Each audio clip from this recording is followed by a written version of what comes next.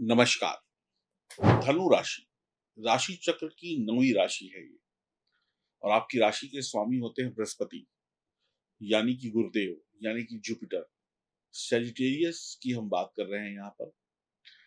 धनु राशि आपका जो प्रतीक चिन्ह है वो अश्व मानव है। उसका जो एक भाग है वो अश्व यानी घोड़े का है और अगला भाग जो है वो मानव का है। ऐसे तीर लेकर भागता हुआ ऐसे लगता है। ये अग्नि तत्व राशि है, यानी ये आग से बनी हुई राशि है, पुरुष राशि है, मेल राशि है। जिस प्रकार एक तीरंदाज एक तीरंदाज या एक व्यक्ति जो निशाना लगाता है, वो अपना लक्ष्य भेद कर रखता है कि मुझे तीर को इस जगह पर, इस निशाने पर लगाना है। उसको अपना लक्ष्य पता होता है। वैसे ही आप लोग भी, आप जो भी लोग धनु राशि के लोग हैं, वो लोग को अपना लक्ष्य पता होता है और बिना रुके, बिना इधर-उधर वक़्त गँवाए आप अपने लक्ष्य की तरफ आगे बढ़ते हैं। यानी आपको पता है कि इस ज़िंदगी में आपको क्या बनना है, क्या करना है, कैसे करना है। धनु राशि के जो भी लोग हैं, उनका स्वभाव आगे बढ़ने का है। आप 3 दिशाओं में आगे बढ़ते हैं, 3 दिशाओं में।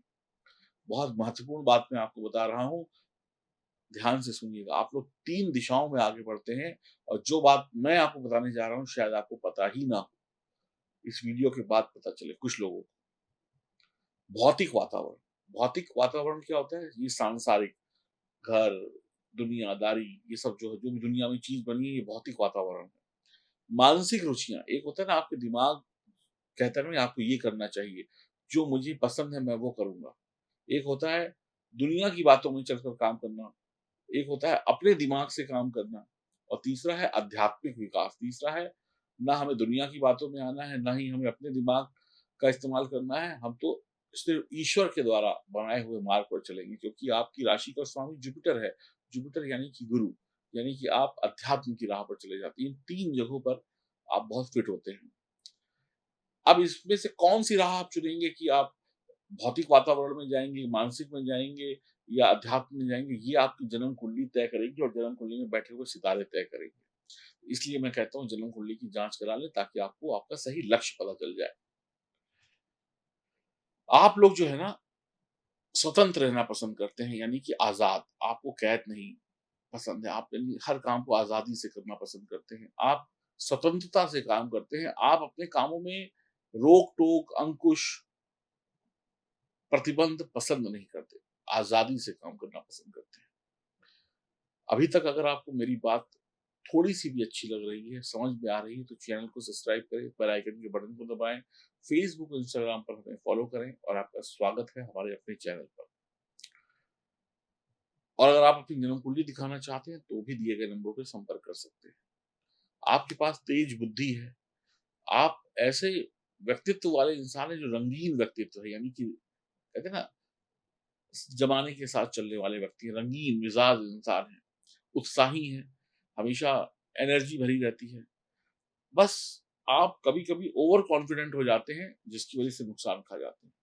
उत्साह अच्छी बात है, रंगीन मिज़ाज होना अच्छी बात है, अपने लक्ष्य की तरफ बढ़ना अच्छी बात है, लेकिन ओवर कॉन्फिडेंस में चले जाना बुरी बात है। व्यापार तथा आर्थिक मामलों में ओवर कॉन्फिडेंस आपको नुकसान दे देता है व्यापार में, पैसों के मामले में ओवर कॉन्फिडेंस आपको नुकसान दे देता है। आपके कुछ सीक्रेट्स हैं, अब वो भी मैं आपको बताने जा रहा हूँ। खुले और स्पष्टवादी होते हैं, खुले दिल के होते हैं, स्पष्टवादी हैं। जो दिल में है वही ज़ुबान पे है, जो बोलेंगे खुलकर बोलेंगे, हम किसी से डरते नहीं।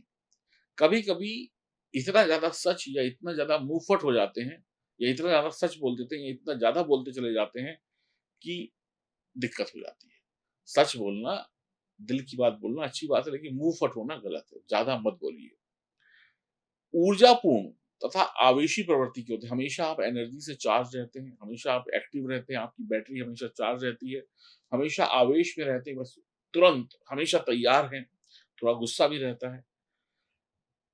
आवेशी प्रवृत्ति और ऊर्जावान होने की वजह से आप लोगों से ठीक से व्यवहार नहीं करते, आपके व्यवहार में थोड़ी-सी विनम्रता कम रहती है, थोड़ा क्रोध ज़्यादा आ जाता है। आप छल-कपट में बेईमानी में विश्वास नहीं रखते हैं।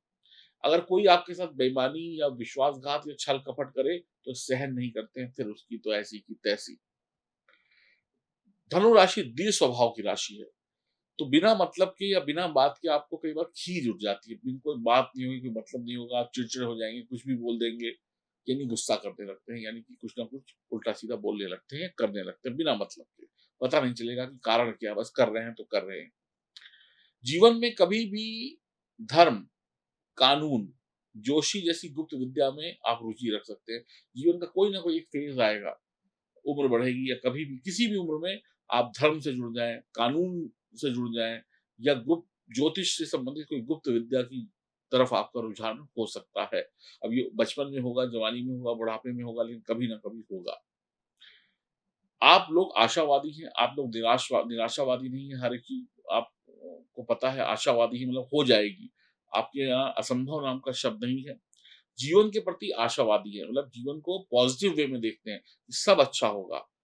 मन से खुश रहते हैं, आप काम मन लगाकर करते हैं, समाज की चमक-धमक की बजाय प्रकृति की गोद में रहना ज़्यादा पसंद करते हैं, यानी कि ज़्यादा शोर-शराबा आपको पसंद नहीं है, शो-शा कम पसंद है, रंगीन मिज़ाज हैं, लेकिन शोबाजी से दूर प्रकृति की गोद में आप आनंद में बैठते हैं, यानी कि जहाँ पर खूबसूरती हो, प्राकृतिक खूबसूरती हो, नेचुरल खूबसूरती हो, दिखावे की दुनिया से थोड़ा-सा दूर रहते हैं। घनी आबादी या शहरों में रहने की बजाय या बड़े शहरों में रहने की बजाय जहाँ घर आस-पास में बहुत कंजेस्टेड है, ट्रैफिक है, ऐसी जगहों पे रहने की बजाय आप खुले स्थानों पे जहाँ पे जैसे कोई छोटी जगह हो गई, कोई गाँव हो गया, पहाड़ हो गया, जहाँ पे प्रकृति है, जहाँ पे खुला इलाका है, वहाँ पर रहना पसंद करते हैं। भविष्य में विश्वास रखते हैं, यानी आप भविष्य बनाने में विश्वास रखते हैं, तो कई बार भविष्य से संबंधित चीज़ों में दाँव लगा बैठते हैं कि ऐसा हो जाएगा, यानी थोड़ा-सा जुआ भी खेल जाते हैं भविष्य को लेकर। सारा ध्यान आपका उस वक़्त तक उस काम पर होता है जिस काम पर आपको आप कर रहे होते हैं। आपने अगर कोई काम शुरू किया तो सारा ध्यान आपका उसी काम पर होगा। जब तक आप थक कर चकनाचूर नहीं हो जाते, तब तक आप काम से नज़रें नहीं हटाते। एक तरीके से काम में बंधते नहीं हैं। आपके दिमाग में तमाम तरीके के नए विचार आते रहते हैं। आप एक काम पर लंबे समय तक बंधे नहीं रह सकते। एक काम खत्म किया, फिर आपको दूसरे काम की इच्छा होती है, नए-नए विचार आपके दिमाग में आएँगे। विचार ही आपके काम में परिवर्तन कराते हैं और परिवर्तन बहुत तेज़ी से होता है। राजनीति में होंगे तो बार-बार राजनीति में कोई ना कोई नियम कानून बदलेंगे या पार्टियाँ बदलते रहेंगे। धर्म से जुड़े होंगे तो धर्म के प्रति विचार या धर्म भी बदल सकते हैं। यदि किसी वक़्त या किसी काम में आपको ऐसा लगता है, कोई काम आप कर रहे हैं, किसी काम को आपने शुरू किया और करते-करते किसी मोड़ पर जाकर आपको ऐसा लगा, कि ये काम मुझसे नहीं हो पाएगा, मैंने गलत काम को शुरू कर दिया, तो उस काम को बीच में ही रोक देंगे और महत्वाकांक्षी होने की वजह से और इच्छा आपकी प्रबल होने की वजह से आप उस काम को वहीं पे रोक कर एकदम से कोई नया काम शुरू कर देंगे या फिर कुछ नहीं करेंगे। समझे? आप जिस काम को करते हैं, उसपे पूरा ध्यान लगाते हैं, अपनी नज़रें नहीं हटाते जब तक काम पूरा ना हो जाए। दिमाग में विचार आपके नए-नए आते रहते हैं। राजनीति में हैं तो बार-बार दल बदलेंगे, अपने विचार बदलेंगे। धर्म है में है तो धर्म बदल सकते हैं, धर्म से संबंधित बातें बदल जाएँगी। किसी भी काम को शुरू करते वक़्त आपको ऐसा लगता है कि ये काम तो हो जाएगा, लेकिन बीच में ऐसा लगा कि अब ये काम नहीं होगा, तो उस काम को बीच में ही रोक देंगे। लेकिन आप इच्छावादी हैं, महत्वाकांक्षी हैं, तो आप किसी नए काम को शुरू कर देंगे उस काम को बीच में रोककर या फिर नए काम को भी शुरू नहीं करेंगे और पुराने काम को भी रोक देंगे, कुछ नहीं करेंगे। इसमें से एक काम आपकी प्रवृत्ति होगी और मुझे कमेंट बॉक्स में लिख के बताइएगा कि अभी तक जो बातें बताई हैं कितनी सत्य है। व्यवहार जो होता है उसमें आप विनम्र होते हैं, यानी बोलचाल की भाषा में विनम्र होते हैं, लेकिन अपनी पर उतर आने पर कहते हैं ना मैं अगर अपनी पर उतर आया, वैसे तो मैं बहुत सीधा आदमी हूँ, बड़े प्यार से बात करता हूँ, लेकिन अगर मैं अपनी पर उतर आया, तो फिर उग्र हो जाते हैं, गुस्सैल हो जाते हैं। न्याय, सत्य, शांति के पक्ष में आप हमेशा रहते हैं, ईमानदारी के पक्ष में आप रहते हैं। दबाए, सताए, पिछड़े लोग जो होते हैं ना, जो गरीब हैं या जिनके ऊपर जुल्म किए जा रहे हैं, ऐसे लोगों की मदद करते हैं और ऐसे लोगों की मदद करके समाज में जनप्रतिनिधि बन जाते हैं, एक आदर्श बन जाते हैं और आपकी खूब वाह, वाह, वाह होती है।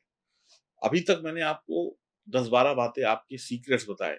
अभी बहुत कुछ बाकी है, आपका वैवाहिक जीवन, आपका लक, आपका भाग्य, आपके रिश्ते, ये सब अगली वीडियो में। आप लोग मुझे बताइएगा आपको ये कैसी लगी ये वीडियो? जो बताया वो कितना सत्य था? आपकी क्या राय है? आपने कमेंट्स मुझे लिख कर दी जितने ज़्यादा कमेंट्स, जितने ज़्यादा शेयर, उतनी जल्दी आपके पास इसका पार्ट 2 आ जाएगा।